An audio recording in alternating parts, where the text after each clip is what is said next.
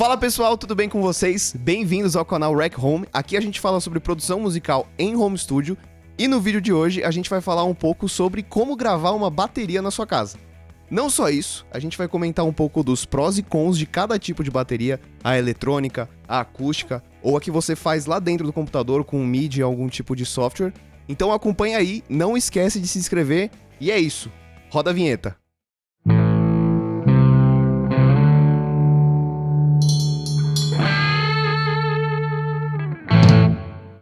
Bom, e vocês devem ter percebido que temos um convidado novo aqui hoje.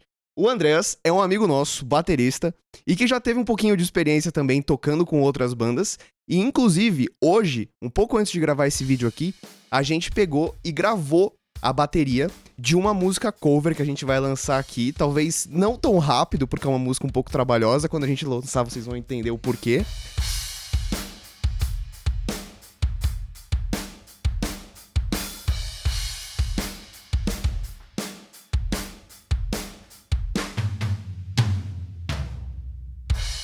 Mas a gente trouxe ele aqui também para comentar um pouco do que ele acha sobre esse universo de gravação de bateria. E é isso. A ideia um pouco desse vídeo é comentar prós e cons de cada tipo de bateria. E, claro, conversar um pouco com vocês também nos comentários. Fiquem à vontade para dar a opinião de vocês. E é isso. Então, qual é o primeiro tópico que a gente vai abordar, Glaubeira? O que você pensa? Bate-papo, né? Vamos falar primeiro sobre a bateria mais simples e mais fácil de ser feita, que é aquela bateria que imagino que a grande maioria das pessoas que acompanham a gente aqui no canal usa, que é a bateria virtual. É um Easy Drummer da vida, um plugin que é muito focado naquele cara que, enfim, não é baterista, não sabe tocar bateria, mas quer fazer a sua música, né? Queria ouvir aí um pouco da opinião de vocês, o que vocês acham desse tipo de plugin, desse tipo de solução que o cara tem para tocar bateria, para ter um som de bateria interessante. Você já teve experiência com isso, André? Algum tipo de plugin? Assim? Já toquei com um Easy Drummer em casa, na verdade, quando eu tava praticando na bateria eletrônica. É legal que você consegue plugar a bateria eletrônica, né, no Note, você grava os sons ali das peças da bateria eletrônica, e aí com isso depois você consegue brincar um pouco no Easy Drummer. Ele tem a vantagem que eu vejo é justamente a variedade de sons que você tem disponível dentro da biblioteca do Easy Drummer. Tem outros também que você consegue usar, né? O Easy Drummer é acho que o mais conhecido.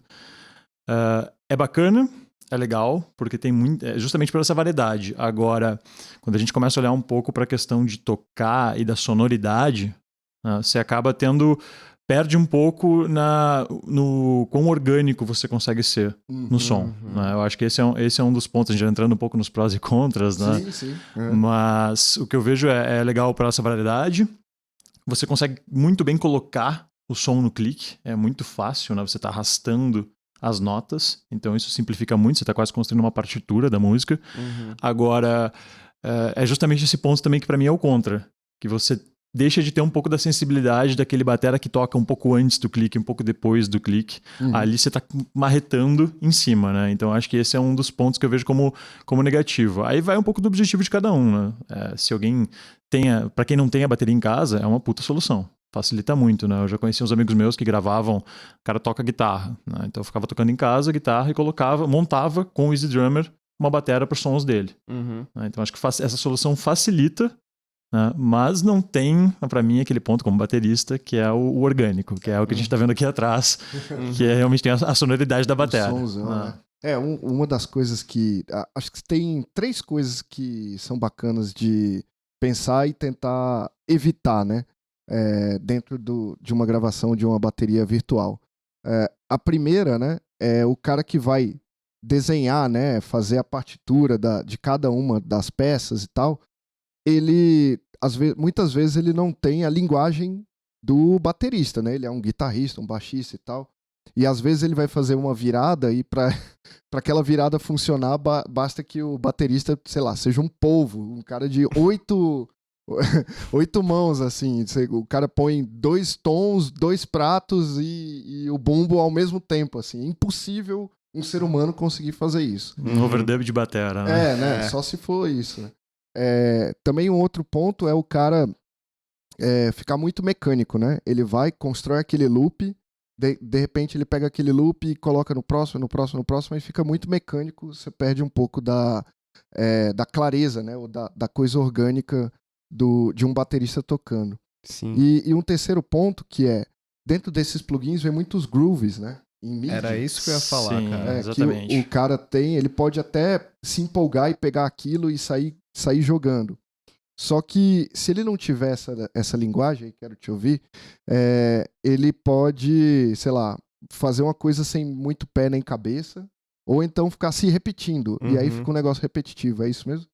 Então, o que eu ia comentar, inclusive, que foi a minha única experiência com uma bateria dentro do PC, uma vez eu peguei uma guitarra que eu ia anunciar lá, e eu falei, puta, vou fazer uma batida aqui, uma música, vou gravar um baixo, bateria, como é que eu faço? Aí você me indicou aquela MT Power Kit lá, que é gratuita, que é um plugin né? gratuito, a gente vai até deixar na descrição aqui também, porque ajuda pra caramba. E o que eu fiz foi pegar, ouvir alguns grooves que já estavam ali prontos, e o legal é que ele categoriza, né? Então, verso, refrão, solo.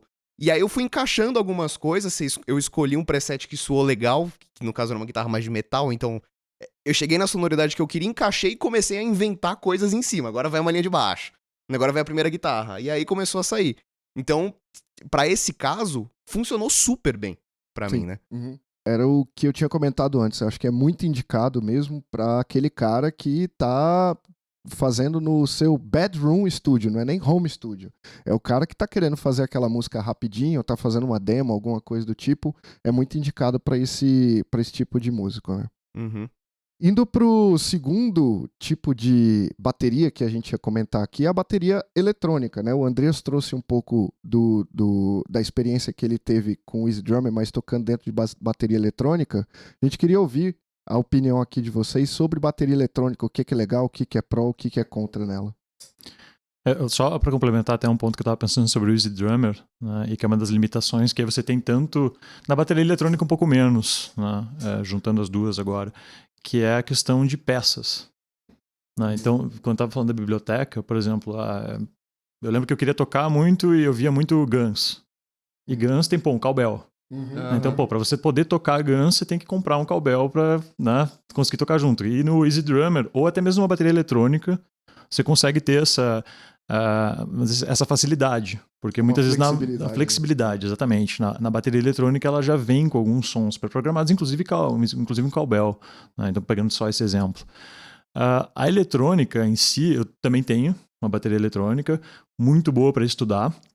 Como eu comentei antes, eu usava muito bateria eletrônica plugada no Easy Drummer. Às vezes estava tocando queria fazer uma música com a banda, né? Então o guitarra me passava o som, eu plugava isso no Easy Drummer e tocava em cima, né? Então eu estava com a bateria conectada no computador para fazer justamente isso. Uhum.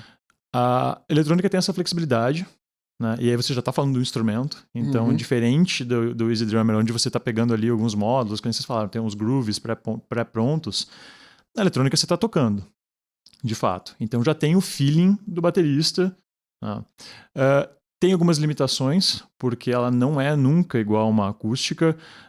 Hoje elas estão cada vez melhores. Né? Então eu não lembro exatamente qual era o modelo da Roland que eu usava, mas ele já tinha uma sensibilidade muito boa. As peles da bateria, né, já não eram aqueles pads de borracha, já eram pads com uma pele de nylon. Porra, que você conseguia apertar. Então você conseguia regular o tempo de resposta. Né? Então, para quem está tocando, do ponto de vista do baterista, isso é bacana. Né? Você começa a ter um tempo de resposta mais parecido com a pele, pode ajustar. Então, a prática já começa a ficar um pouco mais perto do que é uma bateria acústica. Agora, continua tendo os pontos... Aí eu estou falando isso de uma experiência de bateria talvez um pouco mais antiga. Né? Não sei se nas mais recentes, do ponto de vista de tecnologia, elas já têm um tempo de resposta melhor. Mas, por exemplo, pegar um ponto bem específico, que é a abertura e fechamento do chipô. Né, que você faz aquele tss. Aquilo, para você acertar na bateria eletrônica, é diferente do que na acústica. Você tem que pegar o tempo de resposta da bateria eletrônica para fazer esse tipo de efeito. Então, ela tem essas limitações. Né? Mas eu já acho super bacana para o pessoal começar... Bom, para quem quer praticar como baterista, né? E também para quem quer fazer uma gravação, porque aí você já começa a ter aquele ponto que para mim, e aí eu tô pegando a minha opinião, né, que é o fator orgânico na música, né, que é você ter um pouco mais de uma sonoridade que não fica tão cravada no tempo como é o caso, por exemplo, de um groove pronto no Easy Drummer. Essa é até uma pergunta que eu queria fazer, que é uma das coisas que a gente traz muito aqui no canal, né? Sempre prezar pela performance, né? A performance, ela hoje, ela fica prejudicada quando o baterista está muito acostumado com a bateria eletrônica e ele vai para uma bateria acústica. Como é que fica essa transição? Porque eu comecei tocando na bateria acústica, né? Então a migração que eu fiz foi depois, quando eu queria tocar em casa, porque inclusive eu tinha bateria acústica num apartamento. Nossa. É inviável, né? Um negócio. Acho que quem tem sabe que os vizinhos adoram. Então eu fiz essa migração depois, até porque uma bateria acústica, querendo ou não, era um pouco mais barato até do que uma bateria eletrônica. Uma bateria eletrônica hoje é um instrumento caro. E aí depois, para tocar mais em casa, sem incomodar os vizinhos, sem incomodar a família, eu comprei uma bateria eletrônica. Tem um tempo de adaptação. Porque justamente aquele ponto que eu vinha falando, que era do tempo de resposta do instrumento, né? Os toques, quando você vai fazer um rim shot ali na caixa, né? Esse modelo da Roland que eu tenho, ele tem essa funcionalidade. Ele identifica quando você bate no aro e ele dá essa sonoridade. Mas você tem que pegar exatamente, saber onde que você tem que bater, né? Então é um pouco diferente do que é numa caixa de uma bateria. Por mais que os fabricantes eles hoje tentem fazer o mais próximo possível, vai ter uma diferença ou outra. De novo, né? Talvez os modelos mais novos, que eu não testei, pode ter já um pouco mais próximo da realidade. Mas agora, para quem faz um movimento, eu acho que o contrário, sai da eletrônica para acústica, também vai ter um tempo de adaptação. Vai ter um tempo de pegar o tempo de resposta, que pode ser um pouco diferente. Imagino que a pessoa vai, sei lá, vai ter que ser algumas horas de prática para pegar bem, né, esse tempo de resposta e as funcionalidades da bateria acústica. Mas é uma adaptação que deve ser tranquila. E é engraçado bateria, né? Aqui pra gente que tem essa experiência de gravar, né, com uma bateria acústica. Cara, que instrumento complexo que é a bateria, né? Ele é um instrumento grande, pesado, que vai do subgrave até o super-agudo. Tem problema de fase porque você tem N microfones, né, para gerenciar.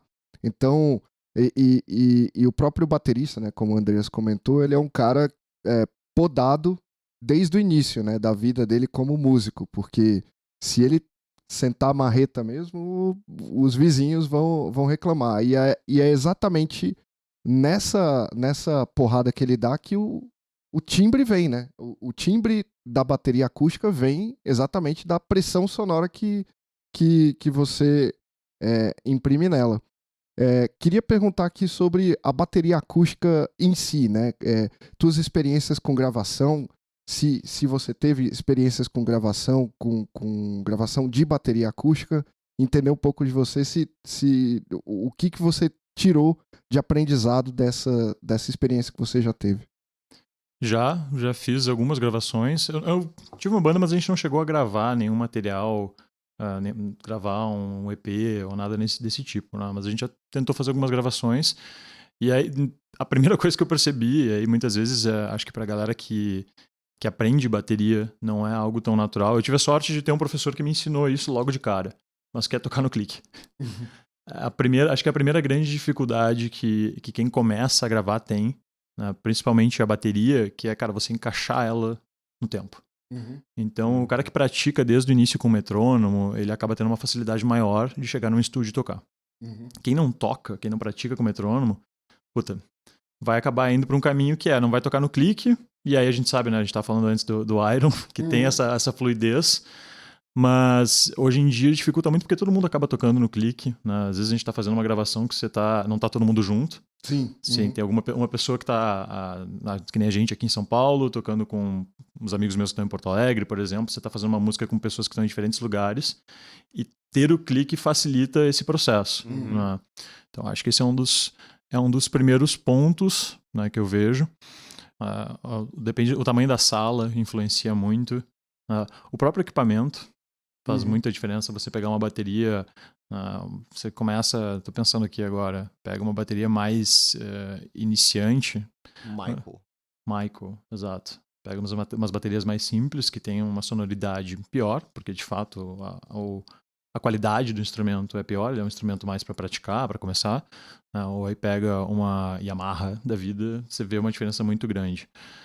Tem pequenos detalhes também que fazem diferença, porque quando você está praticando em casa, você tem o seu pedal, por exemplo. Né? E aí é legal de você levar algumas dessas peças que são, como é que eu vou dizer, um pouco mais personalizadas, né? Porque o pedal tem um pouco da tensão que você coloca na mola, né? E aí a maneira como você aperta, você está acostumado a colocar um tanto de pressão na hora de tocar o instrumento. E aí você vem, por exemplo, o que a gente fez aqui hoje. Né? Eu centro numa bateria que eu não estou tão acostumado com o pedal. Tem um tempinho até eu me acostumar com ele. Vão ter algumas coisas que eu faço normalmente que não vão sair com a mesma sonoridade. Então, isso, né? O pedal, que é muito personalizado, né? Baqueta também faz muita diferença. Se você usa uma baqueta um pouco mais grossa, um pouco mais fina, um pouco mais pesada, com a cabeça de nylon ou não. Então isso também acaba fazendo diferença. Apesar de que geralmente o pessoal carrega muito a baqueta junto quando vai para a própria baqueta, né? Mais simples. Agora, o pedal, né? Os pratos também, geralmente, o pessoal também utiliza os seus próprios, né?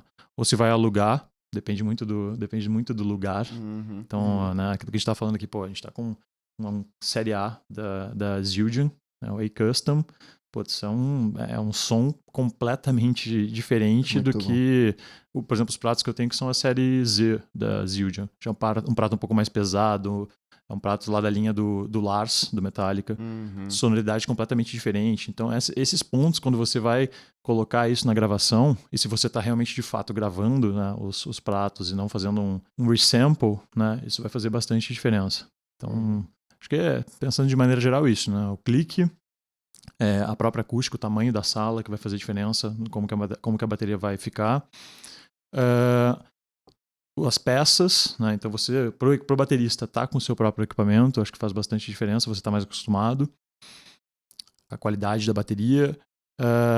E também a maneira de fazer a gravação, né? Que é você trigar a bateria, ou você usar um microfone. Tudo isso faz bastante diferença na qualidade do som que você vai ter, né? E o quanto que você vai conseguir brincar com ele, né? Mas aí é mais da sua área, bem mais da sua área do que a minha. É interessante que as coisas começam a se conectar um pouco, né? Ele tocava bateria eletrônica e jogava pro Easy Drummer dentro do computador.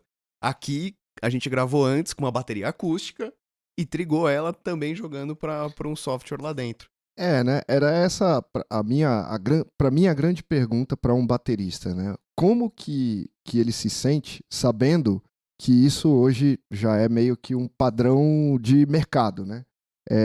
Como ele se sente ouvindo a gravação que ele fez, a bateria que ele fez, muitas das vezes com as peças trigadas ou ressampleadas ou até mesmo substituídas por outros kits. Acho que a primeira impressão, às vezes, cara, isso não é exatamente aquilo que eu estava tocando.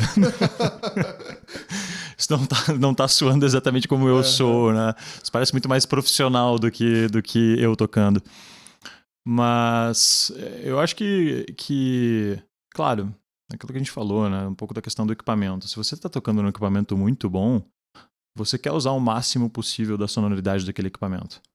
Porque você sabe, né, quando a gente falou do Taylor aqui, que você está tocando com violão, que putz, você consegue escutar, ele tem uma clareza. O som já vem, né? O som já vem do próprio instrumento, você quer explorar o máximo possível ele. Agora, quando você está tocando com uma bateria que não tem uma qualidade tão boa, não está tão bem afinada, a gente até não falou de afinação, mas a bateria não está tão bem afinada, então você acaba usando o sample para dar mais qualidade para o som, né? Deixar ele com uma cara um pouco mais profissional. Não sou tão... Tem que ser o som do instrumento, exatamente. Né? Eu acho que dado o momento que a gente está hoje, que existe essa flexibilidade, e a ideia é justamente o pessoal conseguir produzir em casa com um som que seja mais profissional, né? É bacana ter essa oportunidade de poder usar um sample, né? E fazer o instrumento soar melhor. Né? Sem perder a característica do baterista tocando aqui, porque a gente triga uma peça ou N peças, mas o over ainda é o over que você tocou, sim, né? Sim. Então, e o conjunto como todo, som de sala e tal, ainda é aquele que estava soando aqui. Então, acho que tem um pouco dos dois mundos, né? Você conseguir ter sempre a clareza, a definição daquele som que foi muito bem feito, que é de um sample, somado com a característica que foi gravada ali naquele momento, naquela sala, e nada disso vai se perder. Então, a soma desses dois cria um som único, que é o som seu. É um som seu. E é assim que, pelo que a gente pesquisa e a gente tem, é assim que são feitas as gravações mais, enfim, aquelas mais que estão no mercado mainstream hoje, né? Existe uma gravação que é feita e depois ela é lapidada com a adição de samples. É assim que o mercado profissional faz. Sim. Só fazendo um paralelo, o que tá acontecendo com bateria hoje, de misturar o eletrônico com o analógico, é o que acontece com as guitarras. Foi o que a gente comentou naquele vídeo também o card vai estar na descrição aqui. Comparando um pouco um amplificador de verdade com a gravação em linha. Enfim, o pessoal até comentou que o backstage do Lollapalooza só tinha Helix, Kemper, Fractal, enfim, já tá todo mundo indo pra essa leva. Não tem mais como voltar agora, né? Não, é a facilidade que esse mundo traz para uma boa qualidade, né? No fim das contas, você tá focando no quê? Na qualidade final, na entrega final pro seu cliente, pro seu fã, pra pessoa que tá ouvindo.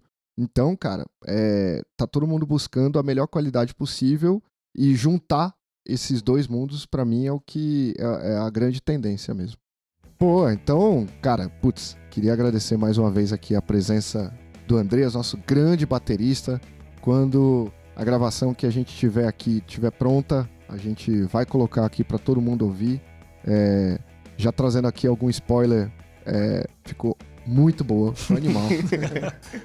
Só de ouvir um pouquinho ali, ficou muito boa. Então, cara, obrigado aí pela presença. Eu que agradeço. Valeu aí, mesmo. Pessoal. Valeu aí pela oportunidade de participar do canal e da gravação também, né?